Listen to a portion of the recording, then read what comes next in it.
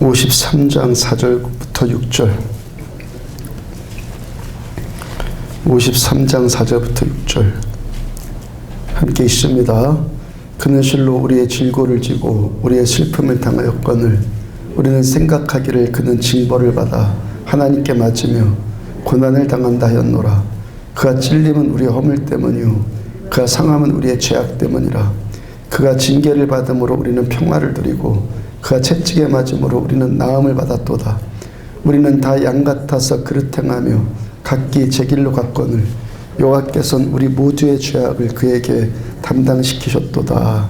아멘. 피가 무엇입니까?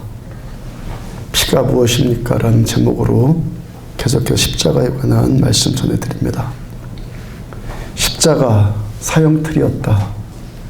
우리가 사형당해야 되는데 예수님이 우리 대신 사형당하신 것이 십자가다. 계속 말씀 전해드렸죠. 십자가에서 흘리신 피, 그 피에 대해서 이제 선고를 합니다. 아이들이 도살장에서 짐승에게서 흘러내리는 피를 아이가 보고 있다고 생각해 봐요. 그 아이들은 별로 큰 반응하겠습니까? 반면에 어느 정도 성인이 되었어요. 뭔가 좀 상상할 만한 수준이 되면은 그렇게 흥건하게 흐르는 피를 보면서 야, 소름 끼친다. 그런 느낌 들 수 있지 않겠습니까? 또 격투기, 요즘에 UFC 같은 격투기. 그 어떤 사람이 응원한 그 선수가 그 상대 선수를 때려 눕혀서 피를 흘리게 하면은 관중들이 막 흥분하고 막 소리 지르고 그러잖아요. 그러니까 사람들 안에 있는 이 저속함, 우리 안에 있는 이 저속한 본능은 피를 보면서 어떤 흥분을 하고 쾌감을 느끼고 그럽니다. 반면에 또 우리 안에 또 고상한 부분이 있지 않습니까? 그 고상한 부분은 피를 흘리는 사람을 보면 동정심을 또 느껴요. 이 피, 참 신비하단 말이에요, 피가. 그러니까 피를 보는 사람에 따라서, 피를 보는 사람의 관점에 따라서 이렇게 극단적이거나 이렇게 다양하게 반응할 만큼 이 피는 아주 신비로운 물질이라는 거예요. 성경은 피에 대해서 뭐라고 말합니까? 성경은 백혈구, 적혈구 그런 식으로 말하면서 피에 대해서 화학적인 분석하지 않아요. 그런데 성경이 피를 말씀하시는데 그 어떤 생물학적인 분석이나 어떤 그런 연구보다 더 신비롭게 피를 말해요. 레위기 17장 11절을 보면은 육체의 생명은 피에 있음이라. 생명은 피에 있다. 우리들의 생명은 피에 담겨 있다는 거예요. 생명도 피만큼 신비롭지 않습니까? 사람이 아무리 노력해도 피는 못 만들어요. 그리고 생명도 못 만들죠. 피를 못 만드니까. 창세기 2장 7절을 보면은 여호와 하나님이 땅의 흙으로 사람을 지으시고 생기를 그 코에 불어넣으시니 사람이 생명이 되니라. 하나님께서는 아무런 생명도 없는 흙을 가져다가 사람의 모양으로 빚어요. 그리고 그 안에, 그 모양 안에다가 하나님의 생기를 불어넣습니다. 하나님의 생기를 생명으로 번역해도 무방합니다. 하나님의 생명이라고 해석해도 무방해요. 다시 레위기 17장 11절 보면 육체의 생명은 피에 있음이라. 두 말씀 종합해 보면 어떻게 됩니까? 하나님의 생기, 하나님의 생명은 우리 육체의 어느 부분에 담겨져 있다는 거예요? 생기를 그 코에 불어넣으셨다. 그 생기가, 하나님의 그 생기가 우리들의 육체 안에 있는 어디에 그 생기가 담겨 있다는 겁니까? 피에 담겨져 있다는 거예요. 생명은 피에 담겨져 있어요. 피가 생명 자체는 아니에요. 그렇지만 피 안에 생명이 담겨 있고 이 피가 생명을 운반합니다. 그리고 이 피가 생명을 활동하게 만드는 거예요. 사람이 죽을 때를 한번 생각해 봐요. 사람이 죽으면은 따뜻했던 육체가 금방 차갑게 식잖아요. 왜 식습니까? 과학적으로는 분석이 안 되는 어떤 신비로운 방법으로 피에 담겨져 있었던, 피에 담아 있었던 생명, 그 생기가 피에서 떠난 거예요. 하나님의 생기가 피로부터 떠났단 말이에요. 그러니까 이 피의 가장 큰 신비가 뭡니까? 피는 하나님께서 우리들에게 주시는 생명을 공급해줘요. 생명을 운반합니다. 피가 생명을 활동하게 만드는 것이 피예요. 그러니까 우리들의 이 피 안에는 하나님이 우리들한테 주신 그 생명이 이 피에 담겨져 있다는 거예요. 그러니까 우리들의 생명, 온전한 생명, 건강한 생명을 위해서는 무엇이 가장 중요하다는 겁니까? 피가 가장 중요하다는 거예요. 우리들의 건강, 우리들의 온전한 삶을 위해서는 우리 안에 있는 이 피, 내 안에 흐르고 있는 이 피가 어떠하느냐가 가장 중요하단 말이죠. 그래서 우리가 신앙생활하는 데 있어서 뭐가 가장 중요하다고요? 예수님의 십자가. 좀 더 구체적으로 십자가 위에서 흘리신 예수님의 피. 왜 우리들에게 예수님의 피가 필요합니까? 왜 필요합니까? 피가? 우리 안에 있는 이 피가 온전하지 못하기 때문에. 피가 온전하지 못하면 무엇이 또 온전하지 못합니까? 생명도 온전하지 못하죠. 피가 생명이니까. 그러므로 우리들에게는 온전하신 예수님의 피가, 온전한 예수 피가 수혈되는 것이 우리에게 필요하단 말이에요. 육체의 생명은 피에 있음이라. 우리가 이 말씀 바로 깨달으면 우리는 늘 겸손해질 수밖에 없는 거예요. 피는 생명에 있다. 생명은 피에 있다. 나의 온전함은 피에 있다. 나의 건강함은 피에 달려있다. 그거 알면은 겸손해진단 말이에요. 왜? 우리들에게 오늘도 예수 피가 필요하기 때문에. 나는 예수 피가 필요할 수밖에 없는 온전하지 못한 자이다라는 것을 아는 자만이 피를 수혈할 수 있는 거예요. 우리 생명도 온전하지 못하고 생명이 온전하지 못하기 때문에 우리 삶도 결코 온전할 수가 없어요. 그러니까 우리가 이 피에 속해 있는 내 근원을 보고 내 뿌리를 볼 수 있다면 우리들은요 결코 교만해질 수가 없어요. 피를 볼 수 있는 사람은 교만해질 수가 없단 말이에요. 우리의 피가 왜 온전하지 못합니까? 이 피가 죄로 오염되어 있기 때문에 그래요. 피가 오염되어 있으니까 생명도 오염되어 있어요.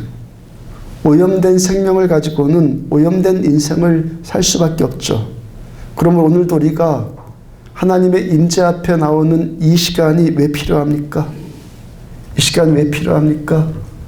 예수님의 온전한 피를 또 수혈받기 위해서 예배 시간이 필요한 거예요.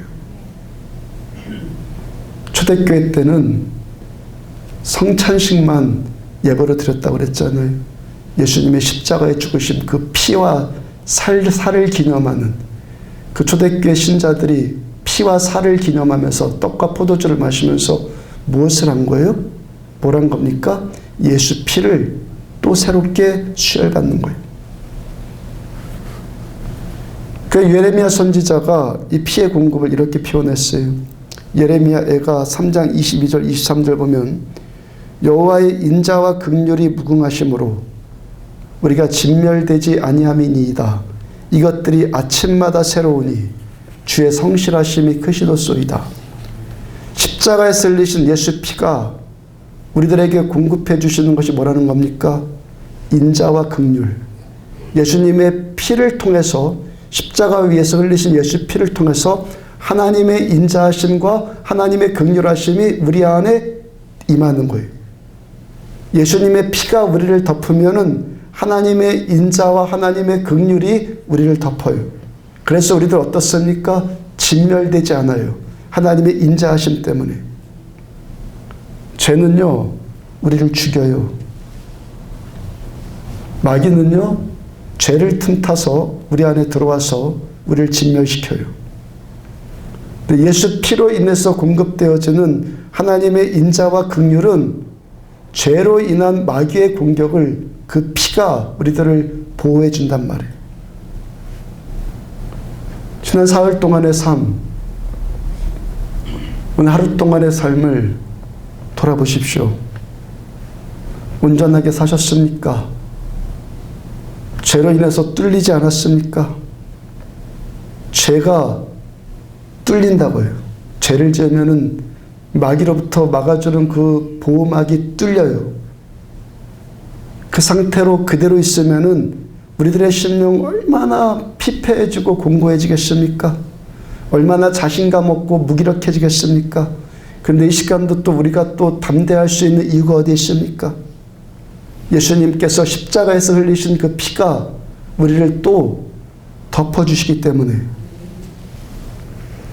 이 피의 공급, 예수 피의 공급이 언제 주어진다는 겁니까?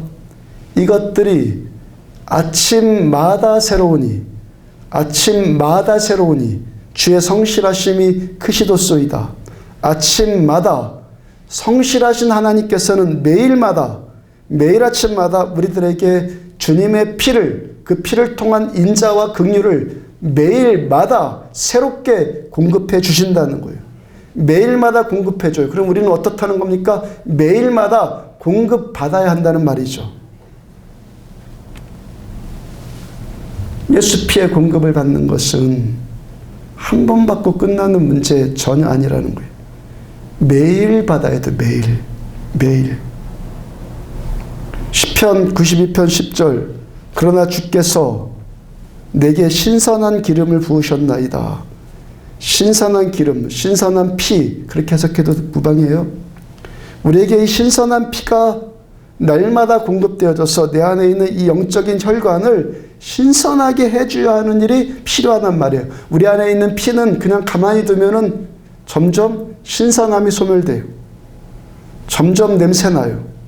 그러면 어떻게 됩니까? 계속 이 새로운 신선한 피를 내 안에 공급받아야 한다는 거예요. 우리들의 삶, 우리들의 육체, 영혼, 예수 피로 덮여야지만 상쾌해지는 줄로 믿습니다. 로마서 5장 9절 그러면 이제 우리가 그의 피로 말미암아 의롭다 하심을 받았으니 더욱 그로 말미암아 진노하심에서 구원을 받을 것이니 더욱이란 단어에 주목해야 돼요. 우리 안에 있는 오염된 피가 예수님의 피를 수혈받아서 의롭게 되었어요. 그렇게 의롭게 된 우리들을 향해서 사도 바울께서 다시 권면하는 것이 뭡니까? 더욱 그로 말미암아 진노하심에서 구원받을 것이니 더욱 구원이에요. 한 번 받고 끝나는 것이 아니라 더 임하고 계속 임하는 구원을 우리가 받아야 한다는 거예요. 그 어떤 사람은요, 구원받았어도 이제 발바닥만 겨우 적시는 정도의 은혜를 누리는 사람이 있는가 하면 어떤 사람은 자신의 온몸이 은혜에 잠기는 그 신앙을 누릴 수 있어요. 무엇을 통해서 이 구원의 깊이가, 은혜의 깊이가 더해진다는 겁니까? 겸손함으로 예수님의 은혜를 날마다 구하십시오. 예수님의 그 피를 날마다 공급받아서 이 시간도 오늘도 내일도 우리들의 영적인 이 혈관이 새롭게 되어지고 계속 그 피로 인해서, 예수 피로 인해서 우리가 신선하게 되는 일이 계속 필요하단 말이에요. 창세기 19장 14절 보면은 롯이 나가서 그 딸들과 결혼한 사위들에게 말하여 이르기를 여호와께서 이 성을 멸하실 터이니 너희는 일어나 이곳에서 떠나라 하되 그의 사위들은 농담으로 여겼더라. 아브라함이 조카 롯에게 소돔의 유황불이 입에서 망하게 된다 말씀 전했어요. 그 롯이 자기 딸과 사위들을 걱정해서 그 말씀을 전합니다. 빨리 이 성을 떠나자 그래요. 근데 사위들이 어떻게 반응했다고 합니까? 그의 사위들은 농담으로 여겼더라. 이들은 하나님의 말씀을 농담으로 여겼다가 그 유황불에 영원히 멸망당하는 인생 되었어요. 하나님의 말씀을 허투루 들었다가 지옥불에 멸망당하는 인생 되더라는 거예요. 언젠가 기독교 백화점에 갔었는데요. 그 집사님이 안면이 있어서 저에게 질문을 합니다. 목사님, 하나님을 인격적으로 만나지 못하고 성령 받지 못한 명목상의 신자들 있지 않아요? 교회 하나님을 실제적으로 만나지 못한 명목상의 신자들이 많잖아요. 그들도 천국에 갈 수 있나요?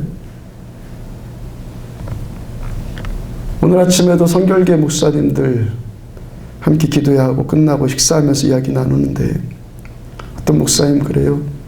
교회 안에 믿지 않는 사람이 너무 많다는 거예요. 교회 안에 신자 아닌 사람들이 너무 많다는 거예요. 여러분, 제 설교가 대충 하는 설교 아니지 않습니까? 대충 듣는 분은 계실지 몰라도 말씀 전하는 저는 거의 대충 전해본 적은 거의 없어요. 그 때로는 어떤 분이 듣기에 대충 전하지 않으니까 부담스럽단 말이에요. 제 설교가 제가 전에 종종 말씀드리죠. 어렵다고 하는 분들 계시는데 제 설교가 알아듣기 어려운 설교 아니에요. 저는 쉽게 전해요. 제가 무슨 말인지 모르는 분 계십니까? 다 알아듣잖아요. 무슨 말인지 못 알아들어서 어려운 것이 아니라 부담스럽기 때문에 어렵다고 하지 맞아요. 제 설교는요, 듣기 편한 설교가 아니라 부담스러운 설교예요. 아니면 어떤 사람이 제가 말하려고 하는 것에 별로 관심이 없기 때문에 재미없는 설교일 수도 있어요. 여러분들은 영의 귀가 계속 열려져서 이 피에 관한 설교들이 귀에 들리기를 축복합니다. 밤낮 윤리적인 설교들, 해라 하지 말아라, 그 정도 수준이 아니라 이 피가 뭔지 도대체, 피의 능력이 뭔지 그 영적인 귀가 열려져서 이런 신비의 세계가 열리기를 축복합니다. 이렇게 한번 생각해봐요. 만약에 명목상의 신자는 천국 가지 못하고 지옥에 간다면은 저 여기서 어떻게 설교하겠습니까? 그런 사람이 듣기에 편하도록 부담 없는 정도의 수준에서 뭐 적당히 마음이 좀 정갈해지고 그 정도 수준에서 말씀 전해야겠습니까? 아니면 성경이 전하라는 대로 그대로 말씀 전해야겠습니까?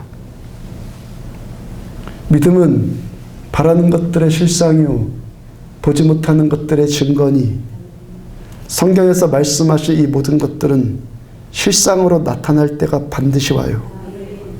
성경에 기록되어 있는 이 모든 이야기들 우리들의 눈앞에 증거로 펼쳐질 때가 반드시 와요.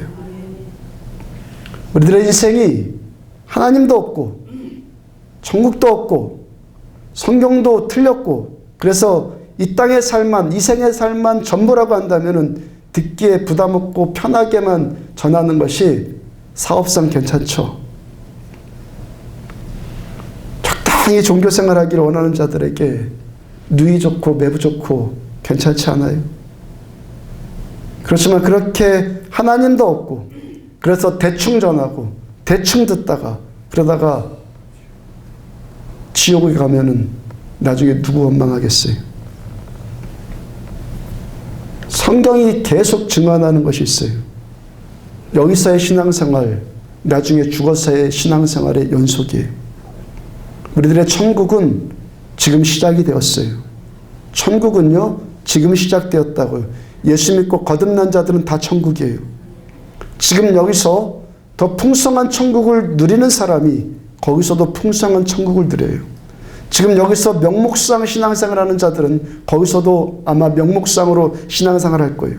지금 여기서 하나님의 은혜의 깊이를 누리는 사람이 거기서도 하나님의 은혜의 깊이를 누리게 돼요. 지금 여기서 하나님과 친밀한 사람이 거기서도 하나님과 친밀하게 돼요. 여기서 발바닥만 간질간질하는 정도의 신앙이더니 영원한 천국에 가서도 영원토록 발바닥만 간지르는 정도의 신앙이면 어떻게 되겠어요? 나는 안전하다 하고 살았는데 죽으니까 지옥이면 누구를 원망하겠어요? 제가 대충 전한 자였으면 저를 원망해도 될 것이고 어떤 사람이 대충 들었으면 가슴 치며 후회하게 될 거예요. 여러분들 살아계신 하나님을 만나는 신앙생활 하십시오.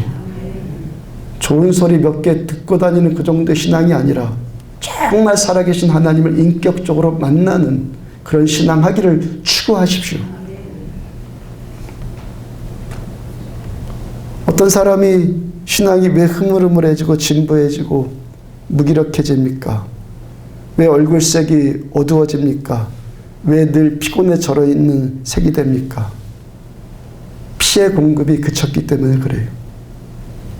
이 피는 예레미야 선지자의 고백과 같이 아침마다 새롭게, 아침마다, 매일마다 또 새롭게 공급되고 또 공급받고 계속 공급받아야 되는, 그리고 사도 바울과 같이 더욱 계속 공급받아야 해요.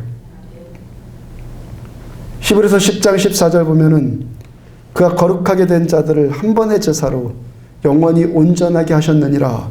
예수 피의 능력이 어떻게 나타났습니까? 하나님을 믿어서 거룩하게 된 우리를 십자가에서 흘리신 그 한 번의 피로 우리를 영원히 온전하게 하셨다 말씀하세요. 어떤 사람의 삶이 여전히 우울하고 여전히 진부하고 하여튼 2% 부족한 뭔가가 찝찝하게 붙어 다니는 것 같고 그런 인생 있잖아요. 여러분, 그런 사람에게 지금 뭐가 필요한 겁니까? 예수님의 피가 필요하단 말이에요. 생명은 피에 있어요. 살아있는 피가 내 안에 들어오면은 내가 살아나요. 신선한 피가 내 안에 들어오면 내 인생 신선해져요. 거룩한 피가 수혈되면은 우리들 거룩해지는 거예요. 내 안에서 스스로 거룩하게 되는 것이 아니에요. 수혈돼야 돼요. 피가 들어와야 돼요. 그래야지 우리가 예수 닮아가는 거예요.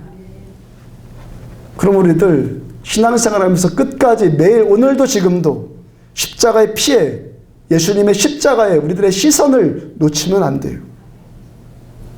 내 눈이 예수님의 십자가에 계속 꽂혀야 돼요. 내 마음이 예수 피에 계속 집중돼야 돼요. 그렇게 하시겠습니까? 피가 회복되기를 축복합니다. 페이스북에 계속 비판에 아주 달인이 한 분 계세요. 누구라고 얘기 안 하겠는데 여러분도 모르고 제가 아는 분인데 너무 비판을 해요. 십자가가 죽었다고, 보혈이 죽었다고.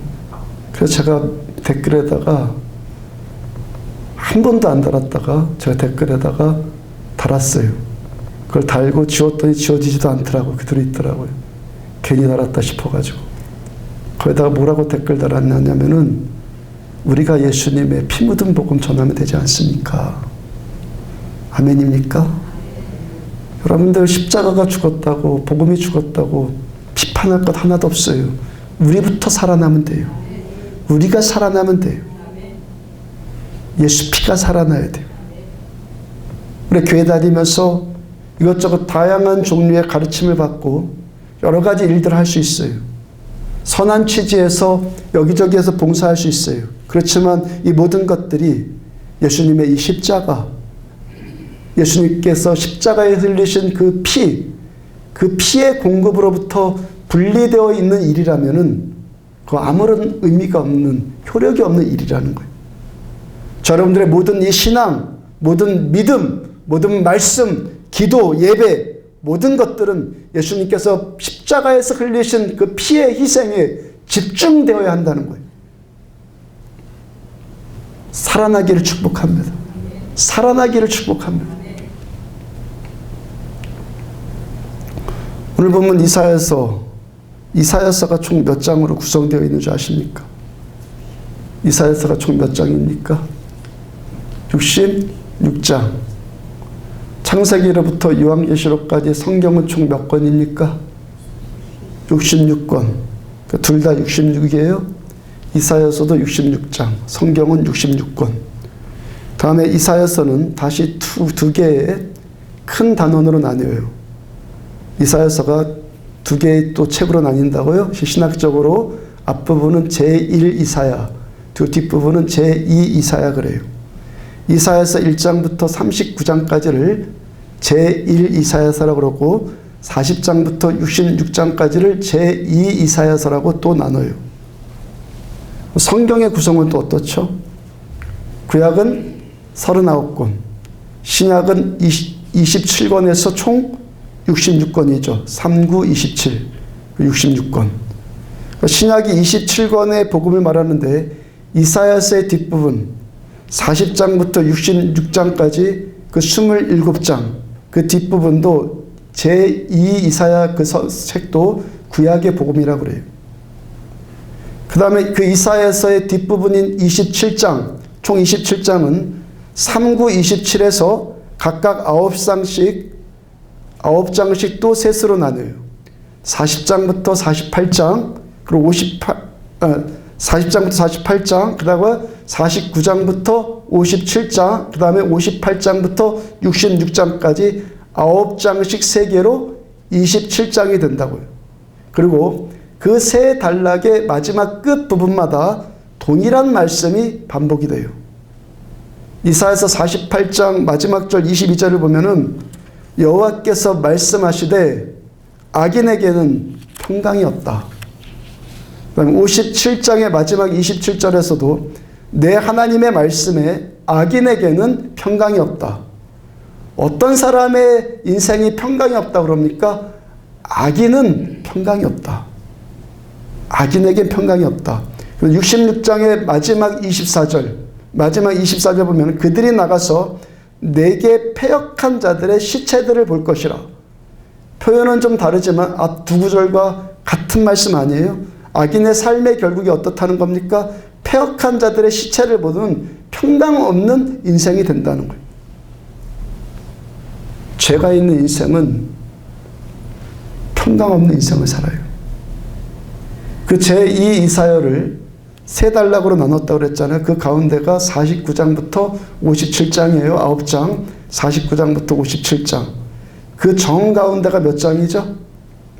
49장부터 57장 사이에 맨 가운데가 몇 장이에요? 53장. 오늘 우리가 읽은 53장. 이사야서 53장의 정 가운데 있는 말씀이 오늘 우리가 또 읽은 몇 절이에요? 4절부터 6절의 말씀. 제가 지금 뭘 강조하기 위해서 이렇게 숫자까지 말씀드리고 이사야가 성경에 차지하는 그 위치까지 설명하면서 지금 말씀 전해드리는 거예요. 오늘 우리가 읽은 이사야서 53장 4절부터 6절의 이 말씀은 너무너무 중요하다는 거예요. 복음의 핵심이에요. 성경의 핵심이에요.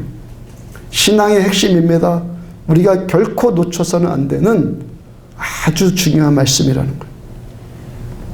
우리들 오염된 피를, 내 안에 있는 피를 신선하게 바꿔주셔서 그래도 우리들의 삶이 더욱더 신선해지고 더욱더 새로워지고 더욱더 구원을 주시는 예수님의 피의 능력에 대한 말씀이 오늘 본문의 말씀이에요. 4절 봅시다. 4절 함께 읽습니다. 시작. 그는 실로 우리의 질고를 지고 우리의 슬픔을 당하였거늘 우리는 생각하기를 그는 징벌을 받아 하나님께 맞으며 고난을 당한다 하였노라. 질고라는 단어 나오고 슬픔이라는 단어가 나오는데 히브리 원어를 보면은 이 단어는 영적인 의미가 아니라 육체적인 의미예요. 말 그대로 육체적인 질고, 육체적인 슬픔. 그러니까 히브리 원어를 또 직역하면 질고는 병이에요. 질병. 그러니까 슬픔은 고통. 그러니까 사람들의 인생이 대부분 육체의 질병과 고통의 문제에 묶여 산다는 거예요. 왜 그렇게 산다는 겁니까? 왜 그렇게 산다는 거예요? 우리들의 피가 죄로 인해서 오염되어 있기 때문에 이런 인생 산다는 거예요. 그럼 이 육체의 질병의 고통, 이 슬픔으로부터 고통으로부터 어떻게 회복이 된다는 겁니까?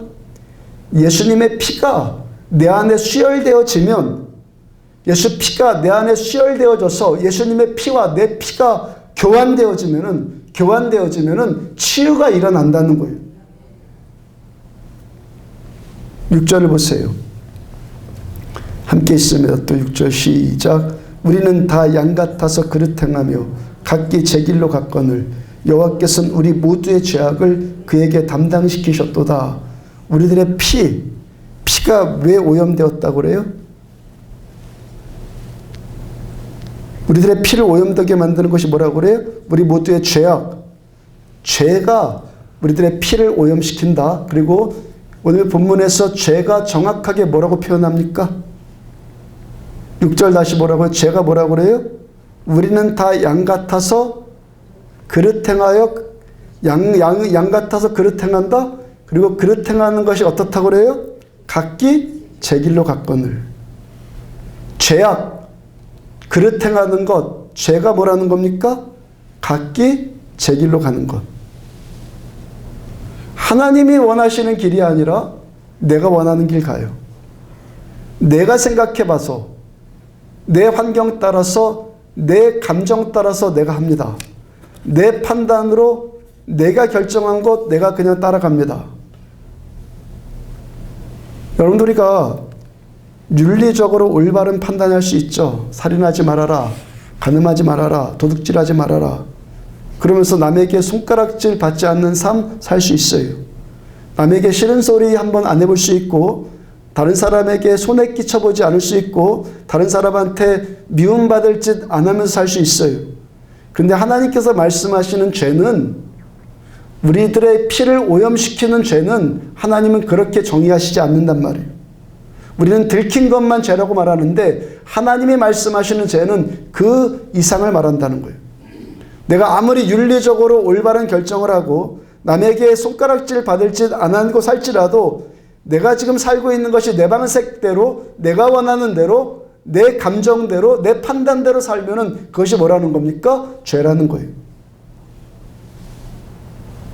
출애굽기의 마지막 뒷부분을 보면은 출애굽기 마지막 부분을 보면은 성막 만드는 이 말씀이 나와요. 성막 만드는 방법. 그 안에 들어갈 기구들, 언약궤, 번제단, 상, 등잔 그런 것들을 만드는 방법에 대해서 아주 자세히 기록되어 있어요.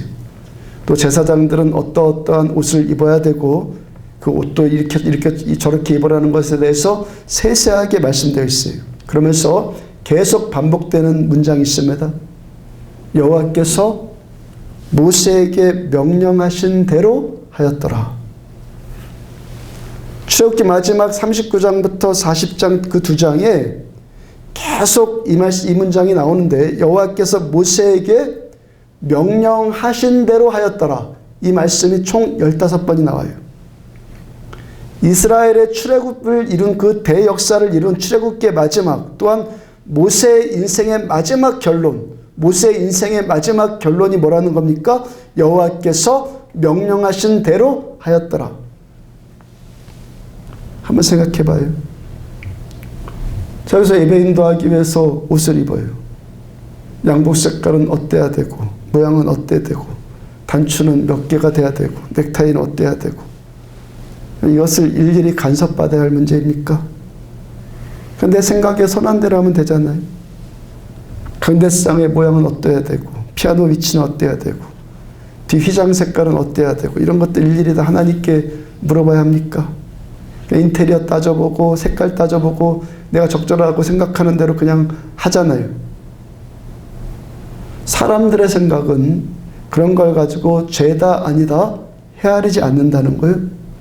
강대상 뭐 사면서 뭐 돈을 뭐 띵겨 먹었다든지 피아노 살 돈을 횡령했다든지 그래야지 죄라고 생각하죠.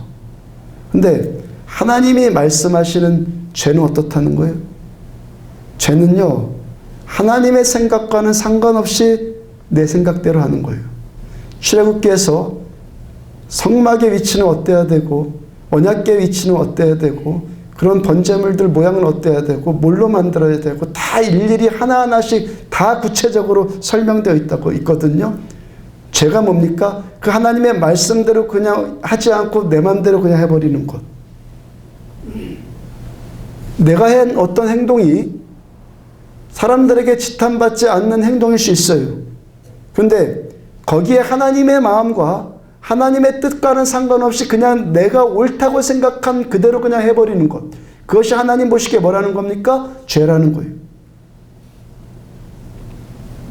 구약에서 제사의 핵심은 제사장이에요. 그 제사장의 이마에다가 패를 붙입니다.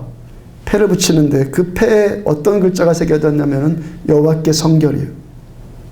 출애굽기 39장 30절 보면은 그들이 또 순금으로 거룩한 패를 만들고 도장을 새김같이 그 위에 여호와께 성결이라 새기고 하나님 앞에 가장 귀한 것, 하나님을 예배하는데 제사장 머리에 이마에 붙이는데 하나님을 예배하는 데 있어서 가장 중요한 것이 뭐라는 겁니까? 여호와께 성결. 이 시간 우리가 하나님께 예배드리는 데 있어서 가장 탁월한 제물은 하나님 앞에 성결한 거예요. 근데 이 말씀을 전후해서 계속 반복되는 말씀이 나와요. 여호와께서 모세에게 명령하신 대로 하였더라. 여호와께 성결이 뭐라는 겁니까?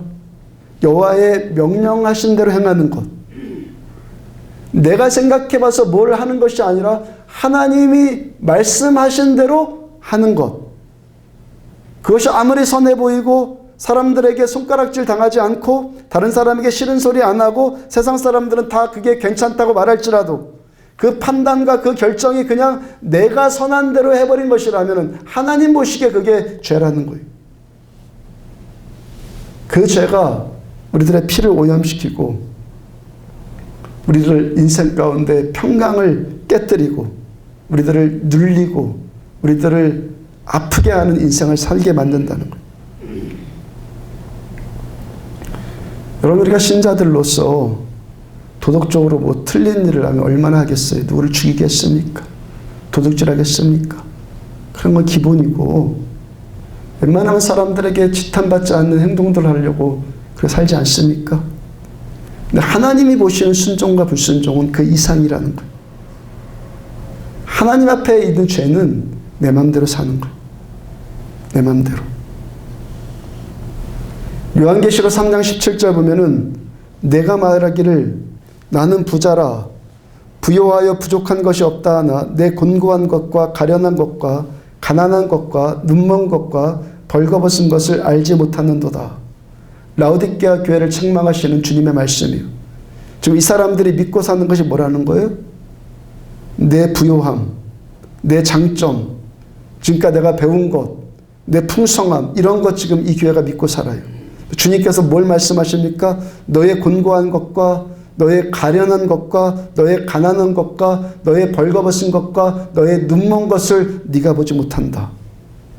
나는 부족함이 없는 줄 알았는데 주님은 뭐라고 말씀하십니까? 너 곤고하고 가련하다. 나는 부자라서 부유한 줄 알았는데 주님 나보고 가난하다 그래요. 나는 이것껏 배우고 전공해갖고 다 알고 다 본다고 생각했는데 우리 보고 눈멀었다 말씀하세요. 난 이 정도 했으면 됐지 자부심을 가졌는데 주님께서 우리 보고 벌거벗었다 말씀하세요. 그럼 우리들의 판단 기준은 나도 아니고 이 세대도 아니고 어떤 상식도 아니고 우리들의 판단 기준은 오직 뭐라는 거예요? 지금 우리들에게 말씀하시는 하나님의 말씀, 우리에게 원하시는 하나님의 마음, 하나님의 뜻. 내일 또 그 사건, 그 상황 가운데서 말씀하시는 하나님의 뜻. 아멘입니까? 내일 모레는 또 그 상황 가운데서 나에게 원하시는 하나님의 그 마음. 이것이 우리들의 삶의 기준이고 표대라는 거예요. 다시 출애굽기 39장 43절 보면은 모세가 그 마친 모든 것을 본즉 여호와께서 명령하신 대로 되었으므로 모세가 그들에게 축복하였더라. 모세가 그들에게 축복하였더라. 하나님께서 그들을 축복하셨더라. 하나님께 축복받는 인생이 어떤 인생이라는 겁니까? 여호와께서 명령하신 대로 되었으므로. 내가 생각해봐서 내가 옳은 것, 그것이 아니라 하나님이 원하시는 대로 하나님의 마음을 우리가 분별하고 하나님께서 원하신 뜻대로 우리가 행할 때 하나님의 축복이 우리에게 임하신다는 거예요. 다시 한번 강조드리지만 또 시대적인 상식이나 시대적으로 도덕적으로 옳고 그런 것이 아니라 우리 하나님의 백성들의 삶의 기준은 지금 여기에서 원하시는 하나님의 말씀, 하나님의 마음, 하나님의 뜻이 우리들의 삶의 기준이라는 거예요. 이사야서 1장 5절과 6절 보면은 너희가 어찌하여 매를 더 맞으려고 패역을 거듭하느냐. 온 머리는 병들었고 온 마음은 피곤하였으며 매를 더 맞는 폐역이 뭐라는 거예요? 각기 제 길로 가는 것. 우리가 각기 제 길로 가면은 온 머리 병들고 온 마음은 피곤하게 된다는 거예요. 그 다음 6절. 발바닥에서 머리까지 성한 곳이 없이 상한 것과 터진 것과 새로 맞은 흔적뿐이거늘 그것을 짜며 싸매며 기름으로 부드럽게 함을 받지 못하였도다. 머리끝부터 발끝까지 성한 데가 하나도 없다 말씀하세요. 겉으론 부자이고 겉으론 부요하고 부족함이 없다라고 스스로 자부하는데 내 안에는 나만 알고 있는 피곤함이 있어요. 머리끝부터 발끝까지 두려움이고 걱정이고 근심이고 우울함이 있단 말이에요. 왜 그런 인생을 삽니까? 말라기서 3장 10절 말씀에 우리가 온전한 11조를 해서 그래서 하나님을 시험해봐서 하나님께 우리들에게 복을 쌓을 것이 없도록 붙지 아니하나 봐라 말씀 주셨는데 왜 11조 하는 사람은 많은데 복을 쌓을 것이 없도록 부흥 받는 사람은 적습니까? 11조에서 종교적인 생활하는 사람들은 많은데 왜 주님의 말씀처럼 복을 쌓을 것이 없도록 부흥 받는 사람들은 희귀하냔 말이에요. 요한복음 15장 7절 말씀처럼 너희가 내 안에 거하고 내 말이 너희 안에 거하면 무엇이든지 원하는 대로 구하라 그리하면 이루리라 말씀하셨는데 왜 원하는 대로 구하는 대로 우리들 받지 못하는 사람들이 이렇게 많습니까? 뭐라고 말씀하십니까? 각기 제 길로 갔거늘 삶이 돌이켜지기를 주의 이름으로 축복합니다. 각기 제 길로 가는 우리들을 향하신 하나님의 사랑과 은혜가 뭡니까? 여러분들 저는 하나님께서 왜 저를 사랑하시고 왜 우리들을 사랑하시는지 전 그 이유를 몰라요. 분명히 알고 있는 것은 뭡니까? 하나님 저를 사랑하신다는 것, 여러분들을 사랑하신다는 것, 그거 분명해요. 우리들을 향하신 하나님의 사랑은 그 머리끝부터 발끝까지 그 성한 데가 없는 우리들을 치료하시고 회복하게 하시고 건강하게 해주기를 원하세요. 하나님의 사랑은 회복이고 치유예요. 5절 봅시다. 5절 같이 읽습니다. 시작. 그가 찔림은 우리의 허물 때문이요 그가 상함은 우리의 죄악 때문이라. 그가 징계를 받음으로 우리는 평화를 누리고 그가 채찍에 맞음으로 우리는 나음을 받았도다. 주님께서 찔리신 것, 가시에 찔리고 창에 찔리시고 못에 찔리신 것은 우리의 허물 때문이다. 주님께서 몸이 상하신 것은 우리의 죄악 때문이다. 주님께서 징계받으셨기 때문에 우리들은 평화를 누리고요. 주님께서 채찍에 맞으셨기 때문에 우리는 치유를 받아요. 2000년 전 십자가 사건에서 어떤 일이 벌어졌다는 거예요? 우리 안에 있는 악한 것들이 십자가에 달리신 예수님께로 다 옮겨졌다는 거예요. 이미 그렇게 되었어요. 예수님께서 십자가에 달리셨기 때문에 우리들에게 평화가 임하고 오늘도 우리들에게 치유가 임해요. 저는 왜 이래야 하는지 그 이유를 모른단 말이에요. 단지 우리가 어떻게 하면 됩니까? 예수님께서 십자가 위에서 흘리신 그 피, 그 온전하신 피, 그 신선하신 피를 나는 믿음으로, 겸손함으로 받아서 수혈받으면 된다는 거예요. 예배가 뭡니까? 주님, 지금도 저는 주님의 은혜가 필요합니다. 이 심장으로 주님 앞에 나오셨습니까? 여러분들 묵상하시면서 그 고백하셨습니까? 나 오늘도 예수님의 은혜만 필요합니다. 예수님의 피의 수혈이 지금도 필요합니다.